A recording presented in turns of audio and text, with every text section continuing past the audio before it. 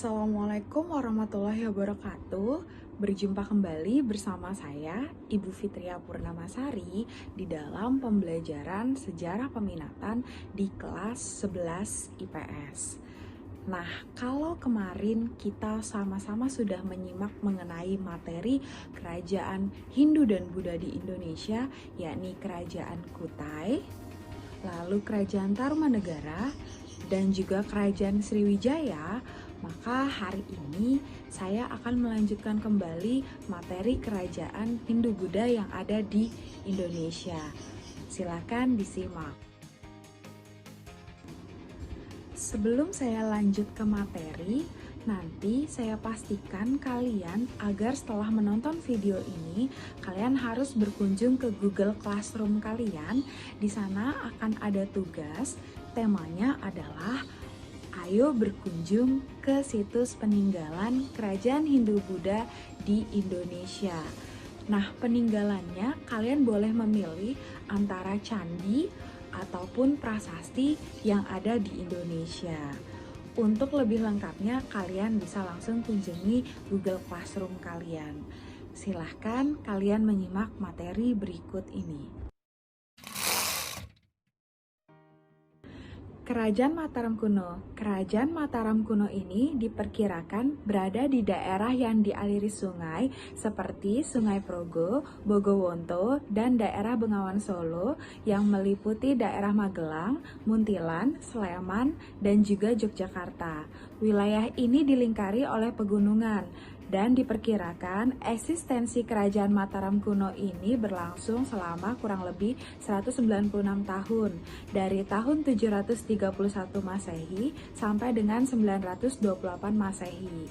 Terdapat sumber tertulis yang menceritakan mengenai Kerajaan Mataram Kuno, yakni dalam Prasasti Canggal di tahun 732 Masehi, Prasasti Mantiasi di tahun 907 Masehi, dan Prasasti Wanua Tengah di tahun 908 Masehi.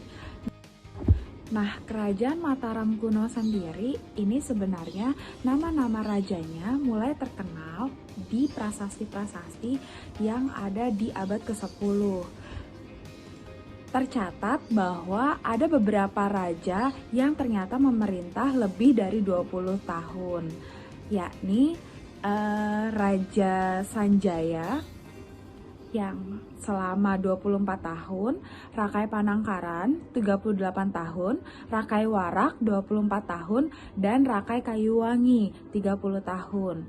Keempat raja ini memerintah cukup lama dibandingkan dengan raja-raja lainnya yang hanya 11,5 tahun. Nah, pada abad ke-10 sebenarnya kerajaan ini dipindahkan oleh Empok Sendok ke Jawa Timur dari Jawa Tengah. Pemindahan tersebut dikarenakan meletusnya Gunung Merapi yang disertai dengan gempa bumi dan hujan vulkanik yang memporak-porandakan sebagian besar Jawa Tengah. Nah, untuk sumber pendapatannya sendiri, Kerajaan Mataram Kuno sumber pendapatannya berasal dari sistem pertanian dan juga perdagangan. Buktinya ada dalam Prasasti Gondosuli di tahun 874 Masehi di lereng Gunung Sumbing. Prasasti ini memberikan petunjuk adanya pedagang asing yang masuk ke wilayah Pulau Jawa. Nah, Kerajaan Mataram Kuno ini sendiri pertama kali diperintah oleh Raja Sanjaya. Untuk kehidupan politiknya, setelah Sanaha wafat, kekuasaan Mataram Kuno dipegang oleh Sanjaya. Sanjaya adalah pendiri dari dinasti Sanjaya di Kerajaan Mataram. Sanjaya adalah penganut Hindu Shiva. Pada masa pemerintahan Sanjaya, Mataram menjadi kerajaan besar dan makmur. Setelah Sanjaya wafat, ia digantikan oleh putranya, yakni Rakai Panangkaran. Nah, pada masa Rakai Panangkaran ini, pemerintahan agama Buddha sangat berkembang pesat. Pada masa ini, dinasti Sailendra yang beragama Buddha mulai memainkan peranan di bidang politik. Atas permohonan Raja Sailendra, pada tahun 778 Masehi, Rakai Panangkaran yang beragama Hindu membangun Candi Kalasan yang beragama Buddha. Nah, untuk peninggalan berikutnya, ini ada dalam prasasti Mantiasi, yakni diungkapkan bahwa Rakai Panunggalan adalah raja yang berkuasa di Mataram setelah Rakai Panangkaran. Selama berkuasa, ia membangun banyak candi megah seperti Candi Sewu, Candi Sari, Candi Pawon, dan Candi Mendut, serta Candi Borobudur. Nah, untuk Candi Borobudur sendiri, ini selesai dibangun pada masa pemerintahan Raja Samaratungga. Yang unik dari kerajaan Mataram kuno ini adalah mereka membangun dua candi besar, yakni bercorak agama Hindu dan Buddha. Ini membuktikan bahwa Mataram kuno pada masa kejayaannya tetap menjaga atau menjalin keharmonisan dalam beragama. Dibuktikan dalam berdirinya Candi Prambanan dan Candi Borobudur. Runtuhnya kerajaan Mataram kuno ini sendiri sebenarnya dipicu oleh permusuhan antara Jawa dan juga Sumatera yang dimulai pada pengusiran Balaputradewa oleh Rakai Pikatan. Selain itu, Mataram kuno juga sering dilanda bencana alam seperti letusan Gunung Merapi, sehingga letak wilayahnya pun sering berpindah-pindah. Dan juga Mataram kuno tidak memiliki pelabuhan laut, sehingga sulit berhubungan dengan dunia luar. Berikutnya adalah Kerajaan Singosari. Kerajaan Singosari menurut Kakawin Negara Kertagama adalah di sebelah timur Gunung Kawi dengan ibu kota Kutaraja. Kerajaan Singosari ini memiliki rentan waktu masa pemerintahan sekitar 70 tahun. Berdirinya kerajaan ini diawali dengan sejumlah tragedi dan konflik internal. Kerajaan ini berkembang menjadi kerajaan yang bersifat ekspansif atau meluas atau bersifat penjajahan ketika diperintah oleh raja terakhirnya yang bernama Kertanegara di tahun 1268 sampai 1292 Masehi. Kertanegara sendiri memiliki kemampuan olah keprajuritan yang sangat tinggi dan juga gagasan ekspansi yang disebut Dwi Pantara.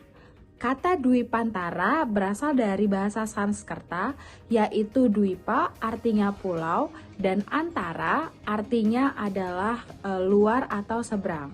Tujuan dari Dwi Pantara sendiri adalah menguasai kerajaan-kerajaan yang ada di seberang. Kertanegara sendiri adalah putra dari Ranggawuni yang berhasil membawa Singosari berada di puncak kejayaannya. Kertanegara bergelar Sri Maharaja Sri Kertanegara.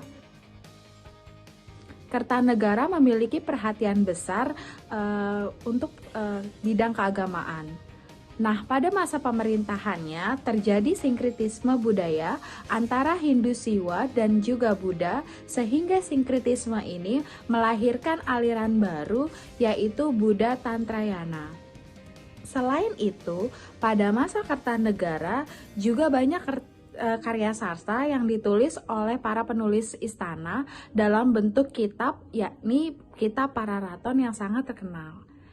Di masa pemerintahannya pula, Singosari memiliki armada laut yang sangat kuat.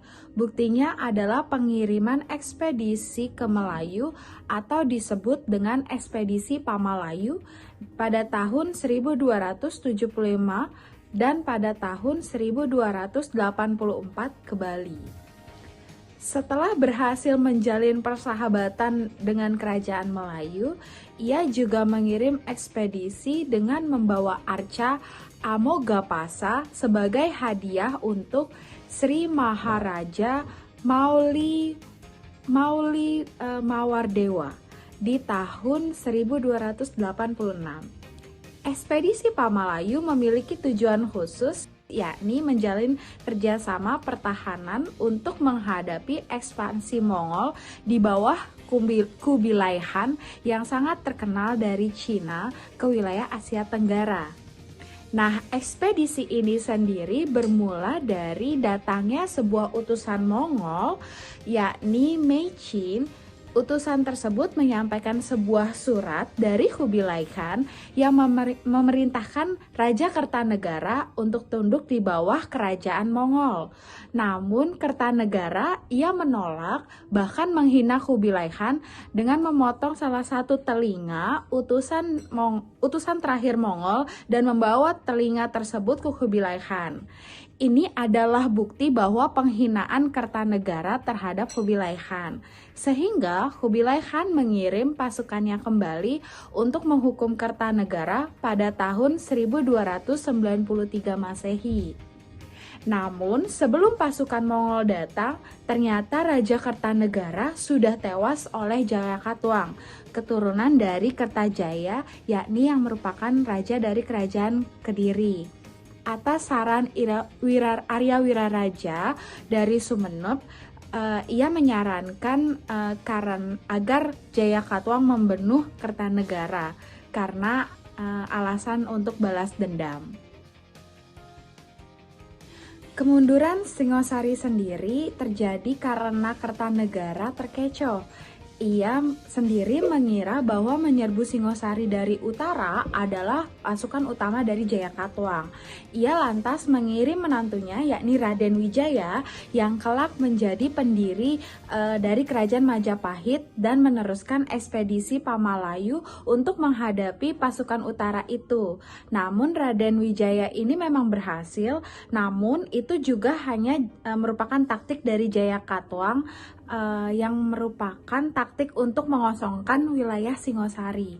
Tanpa diduga, pasukan kedua dari arah selatan yang justru lebih besar menyerang wilayah Singosari. Dalam serangan kedua ini, di tahun 1292, Kertanegara tewas dan Jayakatwang menjadi raja dan memindahkan pusat kekuasaan ke Kediri, yang akhirnya menjadi kerajaan Kediri. Dengan meninggalnya Kertanegara, akhirnya berakhir pula kerajaan Singosari. Nah, sekian pembelajaran materi hari ini, yakni mengenai kerajaan Mataram kuno dan juga kerajaan Singosari. Untuk pertemuan berikutnya, kita akan membahas kerajaan Majapahit. Jangan lupa untuk kalian selalu nonton video dari Bu Fitri agar menggali pengetahuan kalian. Untuk tugas berikutnya, silahkan kalian cek di Google Classroom kalian. Terima kasih dan Assalamualaikum warahmatullahi wabarakatuh. Selamat pagi, siang, sore, dan malam.